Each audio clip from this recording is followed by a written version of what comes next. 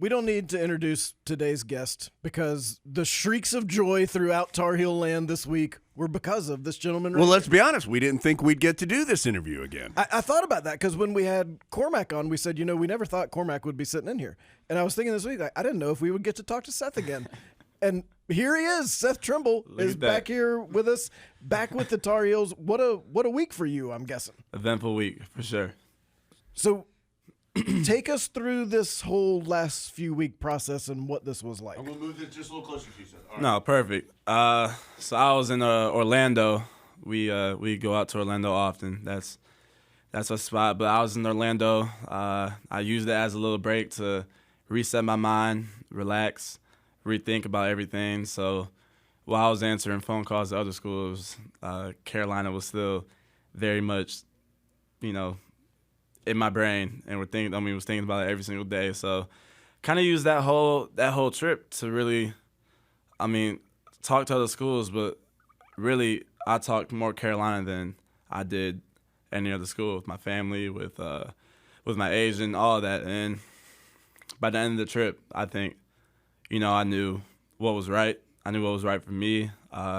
With the calls I had, with the coaches here, with Coach Huber, with Marcus, Big Man, with all of them, it just felt right. It felt like I knew what I had to do.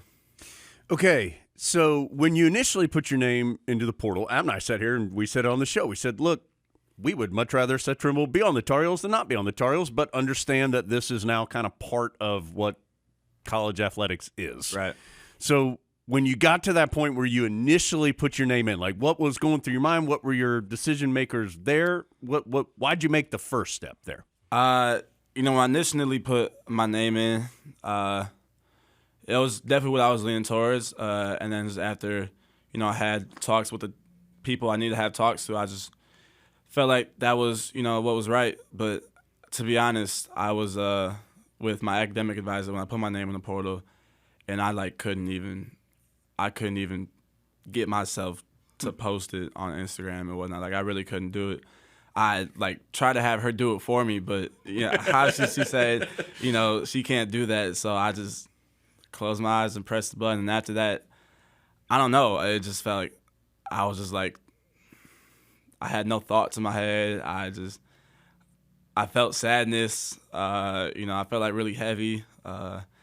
Yeah. So, as I was driving to my car, or I was driving to go get some kava, I can't even explain that feeling. I've never really felt that way, but it just felt like I lost, almost the biggest thing in my life. Yeah, I would have to think that it's just a really, this opportunity's there, Mm-hmm.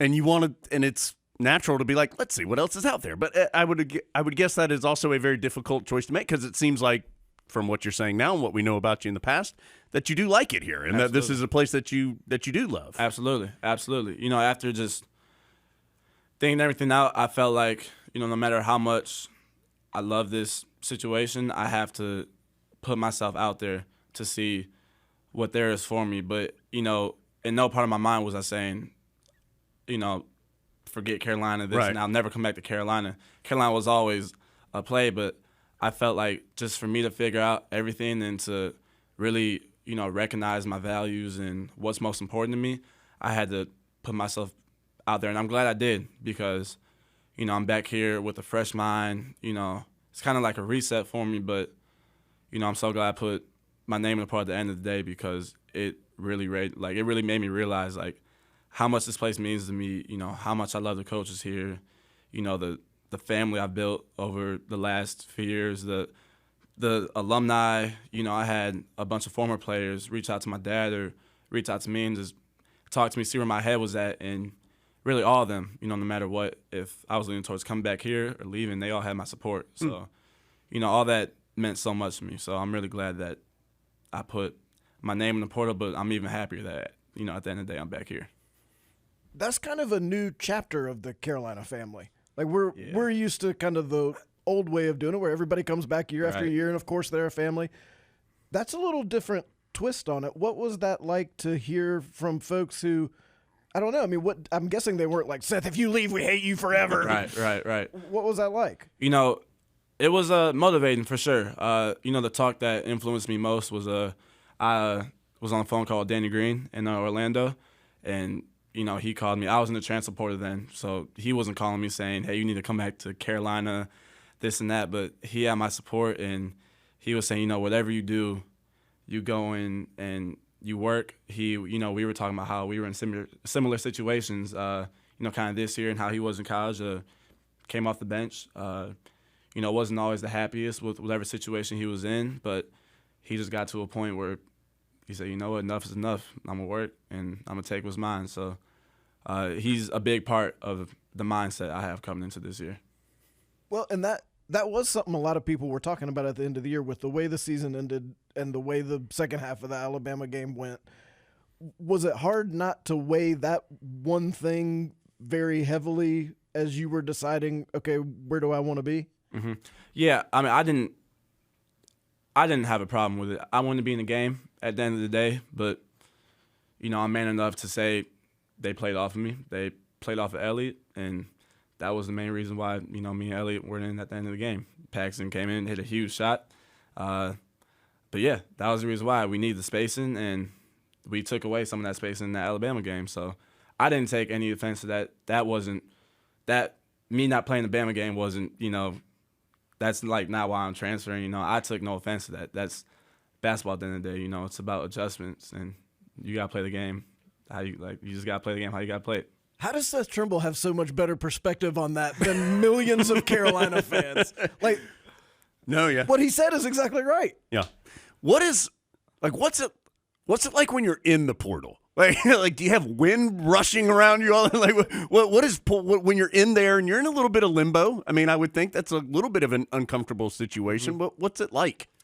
Yeah, I mean, hectic, kind of, to a sense. You're kind of always on the phone, and, you have to do, amazing job really dictating the difference between coaches just telling you something and, coaches, really meaning it. And, kind of a lot of coaches kind of had the same thing to say, but you can tell that certain coaches actually meant it and had that, want and desire and need from you, but very hectic, a lot of phone calls. I don't know. It's like your second go of recruiting, so you kind of just want the whole thing to be over with as soon as you can. Yeah, I was going to ask you, so you and other high recruits go through that in high school.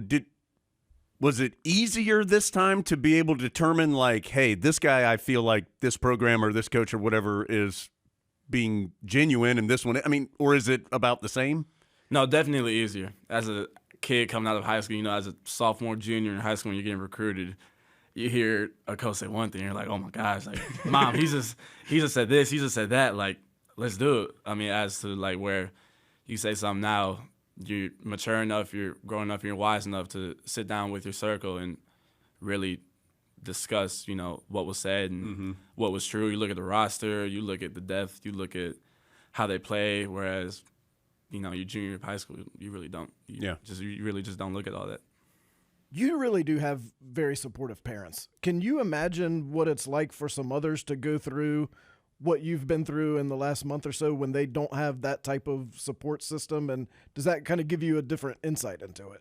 No, it definitely, having just that support with just my parents and my siblings and my support and staff around that, it's very helpful. I couldn't really imagine, approaching a situation like this without, help from my parents. Say, if I didn't have my parents involved with this, I would have made decisions straight off my emotions, all based off my emotions, and probably would have came back, to bite me, at some point in time. So I really can't imagine it.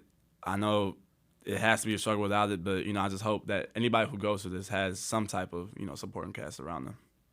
Okay, so you played a fair amount this year, but you just said a minute ago there were times where maybe you were frustrated. At least I took that from what you said. Maybe that's me adding my opinion to it. So what, in your mind, needs to happen moving forward for you to play more, if that's what you want to do? And there's the potential it could be a crowded area there for Carolina. So how does Seth Trimble stand out in your mind in that way? It all starts with the confidence. It all starts in, believing in yourself. But, that also comes from, putting the work like how I put the work in every day, so I know it's gonna come. Another thing with me, I just don't think that in the country there's a defender like me with the athleticism and, you know, the speed laterally, you know, whatever it is. So I think I just have to use that to my advantage every single day and put in the hours. I'm a vet now, so I have to show the leadership. You know, if I want to see my minutes increase, I have to show the leadership on the court, you know, with my teammates, you know, with the morale of the team, with the chemistry. I just have to be a leader in every category. You know, it can't just be RJ this year. And I have to make that, you know, next step in every single level of my game, offensively, behind the three-point line, decision-making, being a more consistent defender, you know, not jumping off pump fakes like an underclassman would do. You know, everything that goes into it. I have to polish everything, and that's definitely the plan. Show some spurts this year, but I know the player I can be, and that's definitely polishing everything. This is the first time we've had you in here since the NCAA tournament. Let's talk about that block against Michigan State, because that is one of the best blocks by a guard I've ever seen from the Carolina play. You got to put an S on there, Adam. There were blocks. I know which one you're talking about, but there were multiple. So take us through that play. And how many times have you watched that play? That one picture is incredible. Yeah, no, I watched it a few times.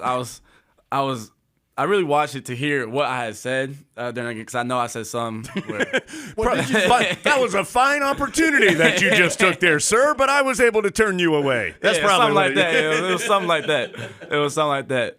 But no, I mean, I remember during the play, I was kind of like distraught and stuck whether I wanted to, you know, help towards the corner he was going to kick or towards the big, because the big rolled, but he kind of rolled to like the inside block. So I kind of had to choose and not just play middleman, but I was stuck in the middleman at the end of the day. But luckily, I just had a very quick reaction, and I guess I'm gifted with some athleticism.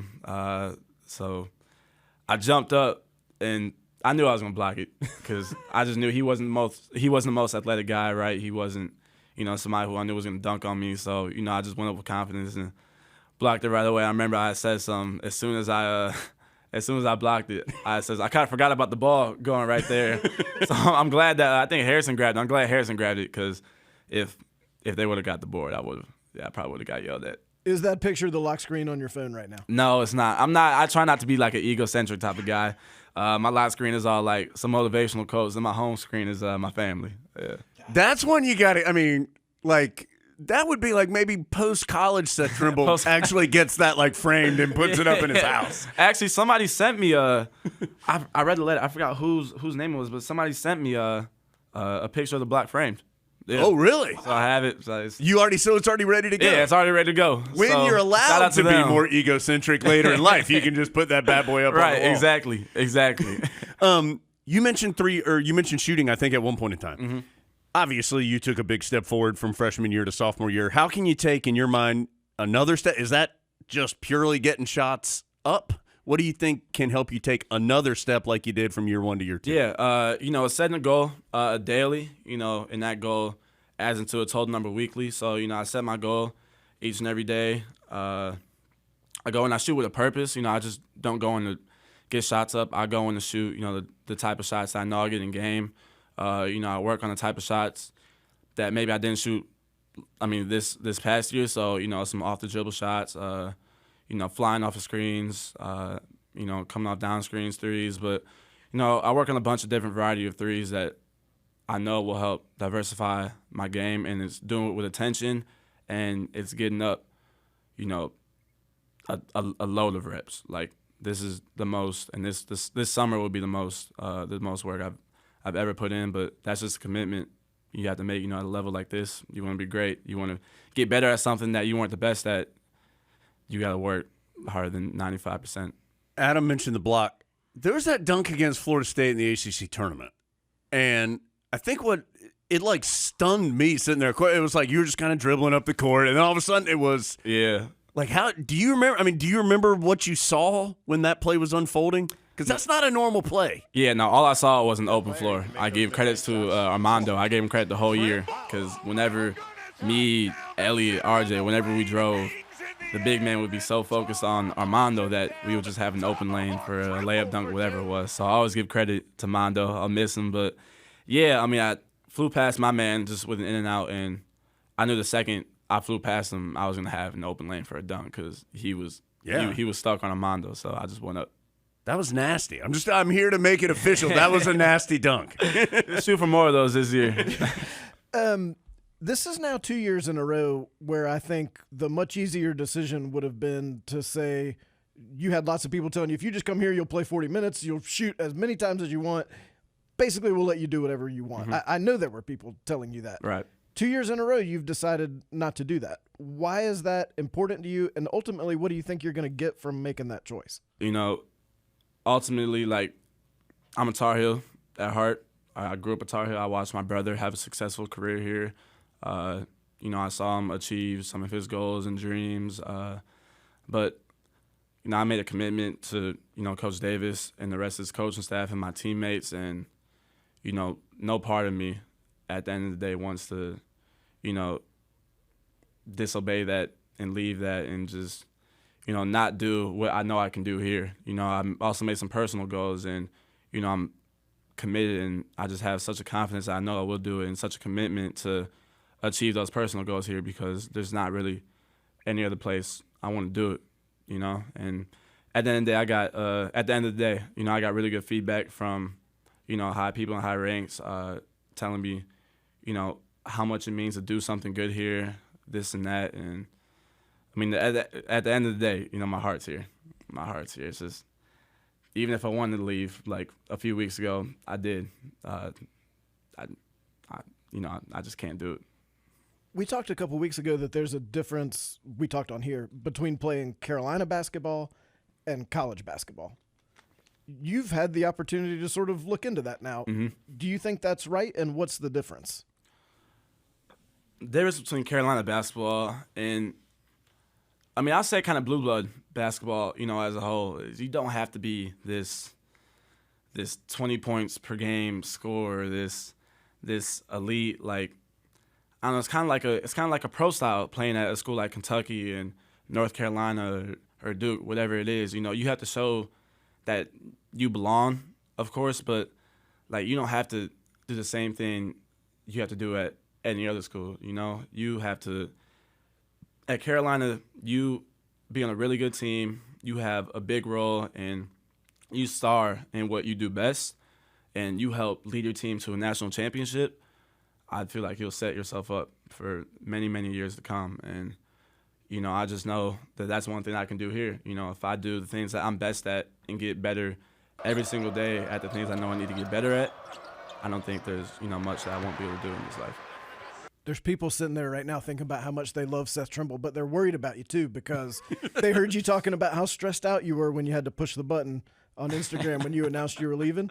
So what did it feel like this week when you pushed the button on Instagram and said you were coming back? I was very happy to do it. I couldn't wait. I wanted to get it out the way so bad, but I wanted to choose an appropriate time to post, on Instagram, of course, just so everybody could see it. But yeah, I couldn't. So 8 a.m. is what you're talking about, Seth, right? That's when most people are on Instagram? 8 a.m. or maybe 3 p.m. maybe. But I couldn't wait to press that button. It felt so good to just announce to everybody, my dedication and my love and, my commitment to this university. And I'm just very, very happy that, I'm back here where I belong.